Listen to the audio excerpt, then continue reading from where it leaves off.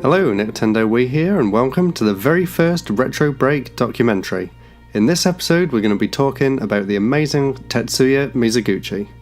Tetsuya Mizuguchi is one of the most interesting and influential game developers, and one that I especially admire for his dedication to one thing in particular, that is Synesthasia. I was planning to just cover the games from REZ to Tetris Effect, but the more I read up about Mizuguchi, the more interesting his story became. So I decided instead to start right at the beginning and see how each experience he's had leads up to today and where it might lead in the future. So Tetsuya Mizuguchi was born on the 22nd of May 1965 in Hokkaido, Japan. He majored in media aesthetics at Nihon University College of Arts, which looked at how we would make media in the future. This course gave him a good understanding of VR and technologies that would be used going forwards. Two games in particular really inspired Mizuguchi to want to become a game designer. They were the original 1982 release of Xevious in the arcade, and the 1989 game Xenon 2 Mega Blast for the Amiga and the Atari ST. The game Xevious, in fact, is where he got his idea for merging gameplay with music and sound effects. Take a look at this clip from the GDC speech from 2016. The more I played, the more I felt like I was sinking into this illusion of me playing a game was actually creating or playing music back to me. But it was really Xenon 2 Mega Blast that made him realise that games and music could be art. Games as an art form can exist, and the marriage of games or sound and music was something that just was for me undiscovered at that time until I met this game. After he'd graduated, it wasn't until he saw a photo of NASA's View virtual reality headset that he decided to enter the world of gaming. And in 1990 he joined Sega. According to a Retronauts podcast from 2017, Sega actually hired him because he was someone different. He didn't actually go for an official interview, apparently, he just turned up at reception and asked for a job. Of course, he did eventually have to go through all of the formal interview process. Listen to this extract from the podcast. I basically went from seeing that company logo, finding out where they are, going directly to their offices, and without an appointment, just basically said, I want a job here. Trying to bypass this whole interview process, which didn't work. Sega decided to hire him because he was someone different and no one else at the time seemed interested in VR. In fact, one of his very first projects working at Sega was working on a VR version of the Game Gear. It used a sort of heads-up display which would mount it something similar to the Tiger R-Zone, but with a full-colour LCD display. This is my first project at Sega. So he's holding a camera there as well, right? Okay. Yeah, That was 1990. for the AR style. You could see the two screens. The two screens was like a speak and spell for some reason in the background, it looks like. Sega at the time were also looking into several other VR ideas. But check out this little demonstration of VR. I put it on and suddenly, I'm deep in a future world of fast-paced action. You're totally immersed in another world. It's like being there. You're in control of the universe. But that's for a future episode. In 1993, Mizuguchi's first real project at Sega saw a commercial release, and that was the arcade AS1 simulator. He worked on an interactive experience called Megalopolis. It was quite groundbreaking at the time, with realistic 3D visuals and a fully moving simulation machine.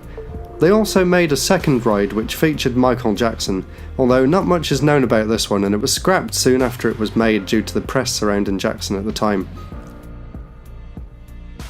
This is A shuttle calling AS1, report status. This is AS1, all crew on board. Roger. Welcome everyone to Scramble Training. I am your flight officer commanding the A shuttle. I am Commander Jackson. By completing this training successfully, you will be qualified for the space pilot's license. Please hold firmly to the handles in front of you. AS1, commence loading sequence. This isn't the first time we'll hear of Michael Jackson. He did make a few cameo appearances later on in a game called Space Channel 5. I also found out, surprisingly, that the game Megalopolis was actually planned for release on the Sega 32X, but it was eventually cancelled. There's an image here from an old French gaming magazine, and that seems to be the only mention of the game. After working on a few VR experiments and his first arcade machine, it wasn't actually until 1995 where Mizuguchi got to work on his first real game. His first real high-profile Sega arcade game, and that was Sega Rally Championship. He not only produced the arcade version, but he also produced the Sega Saturn and PC versions of the game as well, and the re-release on the PlayStation 2 in 2006. Around the same time, Mank's TT Superbike was also released, and he was also the producer on that game. And the year after, yet another racing title, he was also the producer on Sega Touring Car Championships. A very different game to Sega Rally, but you can definitely see that all three of these games had the same sort of realistic feel to them. During this time, from 1995 to 1997, Mizuguchi set up the Sega studio called AM Annex. Mizuguchi selected the initial team himself, consisting of 6 or 7 people, which would later grow in number. The first game that AM Annex actually began to develop was Sega Touring Car Championship for the Model 2 arcade board. While none of these games directly relate to his work in Synesthasia, they do have some bearing on the game design philosophies that followed, including his passion for making games that have a sort of human element. It wasn't just about a screen and me sitting and holding a controller. It was this, I already had sort of a kernel or a root of an idea of this multi-sensory, it was sound, sight, and feeling. So this is kind of my, mini sort of VR experiential moment that I already had back in the days. So now we're into the Dreamcast era, and the first game that he produced during this time was actually a tech demo for the Dreamcast called Irisan. It was made to show off the power of the Dreamcast, and it was shown off at one of the very first events that actually unveiled the system. The first game that he worked on as a producer was Sega Rally 2, and this game is quite important to his future. Here's a quote from the website Polygon, from Mizuguchi himself. While researching cars in Europe for Sega Rally Championship 2, Mizuguchi took some time off. He and his friends went travelling to Zurich in Switzerland for a street parade, the largest techno parade of its kind, dedicated to electronic music, DJs and massive crowds of people taking in the vibrations through their ears, skin and teeth. He says it was a massive arena with over 100,000 people and just one DJ in this booth. And I guess you could call what they were doing dancing. It wasn't really, to me, people dancing. It was this massive movement of human bodies. And as those 100,000 bodies swayed and throbbed to the beat, Mizuguchi realised, this is it. This is the kind of feeling that I want to create in games. It was time for a change. After that, after producing Sega Rally 2, Mizuguchi decided not to continue down the path of racing games, as he felt they were becoming a bit too technical and focused too much on realism, a natural evolution that he saw coming, but one that he wasn't personally interested in. During this time, he also worked on a few other games. He was actually one of the main people involved in the scenario of Shenmue. He also appeared as a voiceover in a very obscure Japanese-only Dreamcast game called Room Mania 203. And he was also in the credits for D2, as the producer wishes to thank. It wasn't really until 1999 when Mizuguchi actually managed to set his initial vision into practice. In 1999, the game Space Channel 5 was released and Mizuguchi was the producer.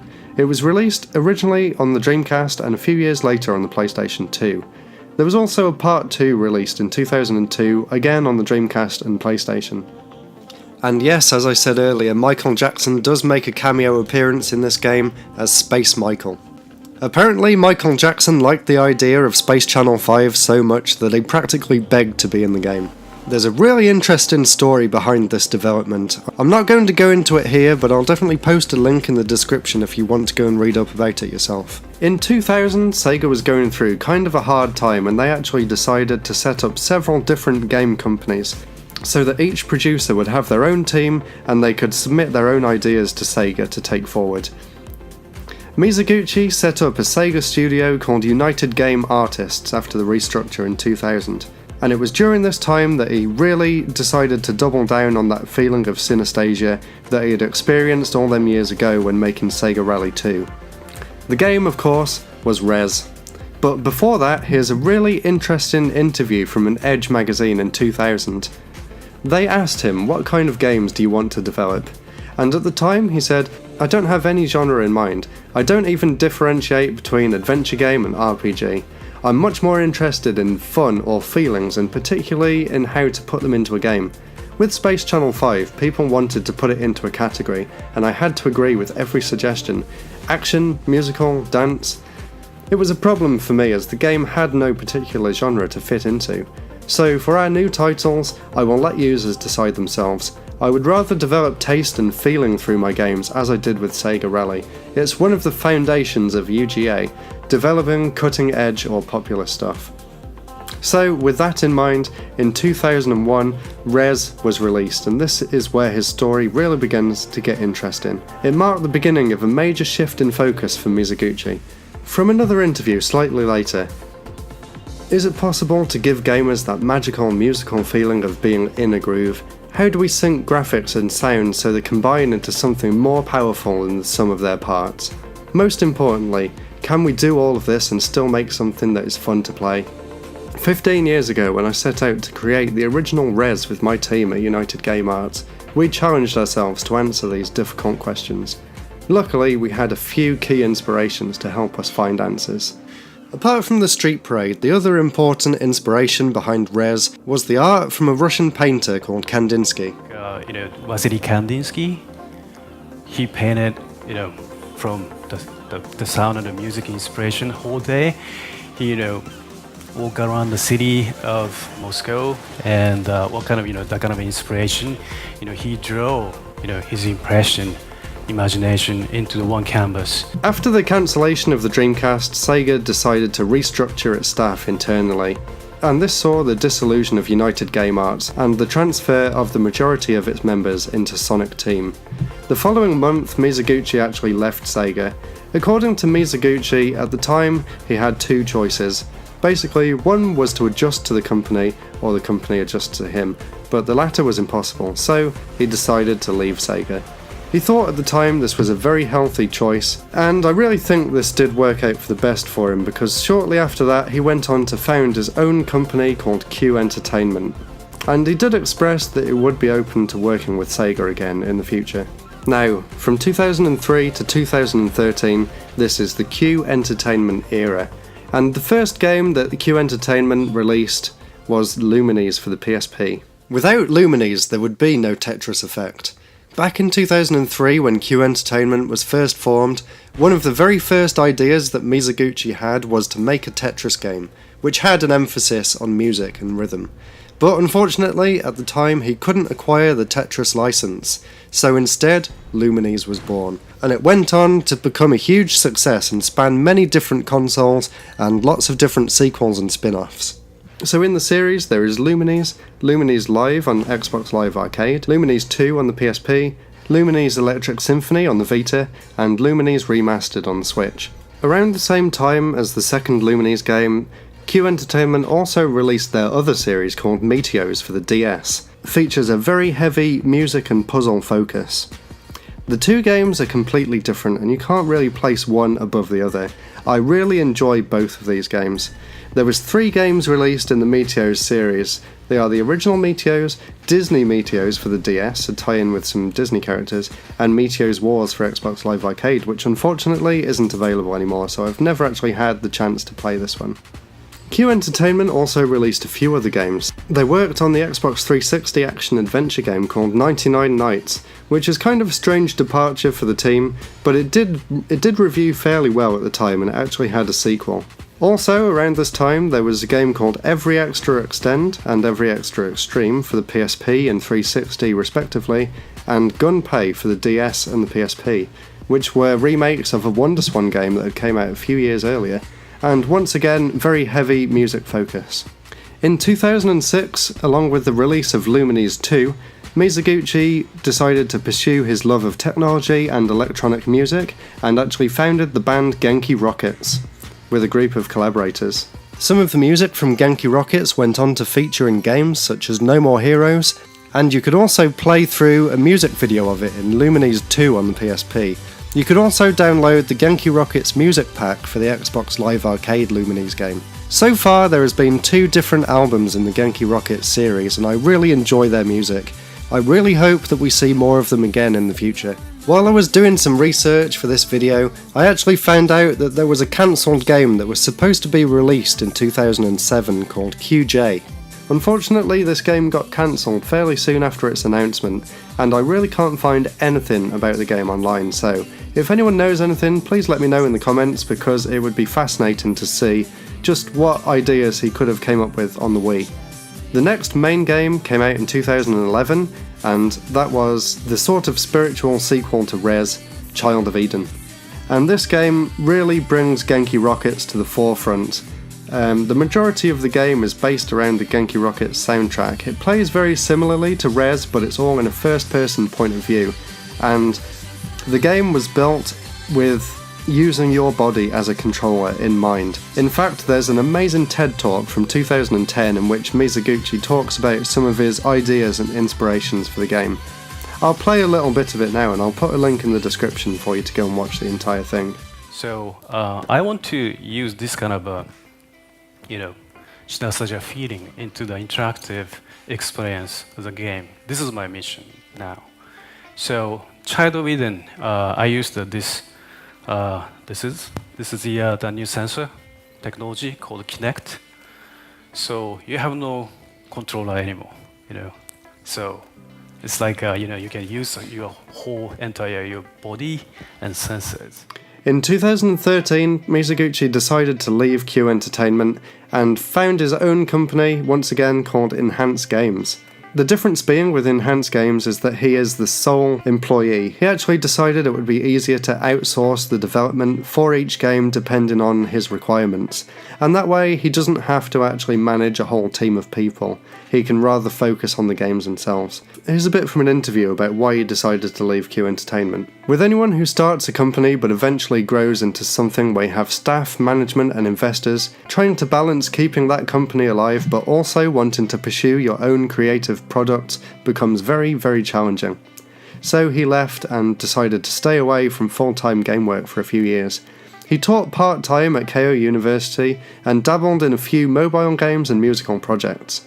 He says that he didn't actually have a clear vision of what he wanted to do, so he spent most of the time just recharging his batteries, and then he says the rise of virtual reality brought him back into gaming. After seeing some early virtual reality demos, Mizuguchi decided it was time to form a new studio. This time around, he decided to structure the company different than Q Entertainment, in an effort not to run into the same problems. And now, in 2016, his vision for VR could finally become a reality, with the release of the PlayStation VR and REZ Infinite. With the development of REZ Infinite, Mizuguchi decided to hire the help of an outside company called Monstars, a team that had actually been founded by a programmer of the original REZ for the Dreamcast. He also decided to hire an experimental art company called Rhizomatics to design a very cool looking Synesthesia Suit, which lights up in conjunction with the game and vibrates your entire body while you play. It looks really cool. Unfortunately, they said it's far too expensive to actually mass produce, and the only way you can actually play it is by attending one of these events, but I really wish I could see it one day. Also in 2016, a mobile RPG puzzle game was released, and Mizuguchi was actually the director of that game, and it's called 18 Dreamworld. I've played a little bit of it and it seems like a very interesting kind of game. And that brings us up to today and Tetris Effect. Tetris Effect had been in development since 2012 and was inspired by the phenomenon of the same name. Mizuguchi actually mentioned years ago that he wanted to make a Tetris game, but unfortunately the rights to Tetris were owned by Electronic Arts. Eventually he managed to buy the rights of Tetris and decided to create what I think is the game of the year, Tetris Effect. It really is the culmination of everything Mizuguchi's been working to up until this point. It has the Synesthesia element with the background and the gameplay interacting with the music, and it's just a joy to play. It really is. So, thank you very much for watching. I hope you've learnt something during this episode, and I hope you decide to go and check out some of Tetsuya Mizuguchi's games. Let me know if you'd like me to cover any other game developers in the future. Really hope you enjoyed it, and stay tuned for more of these type of videos coming soon. Thank you so much for watching. Goodbye.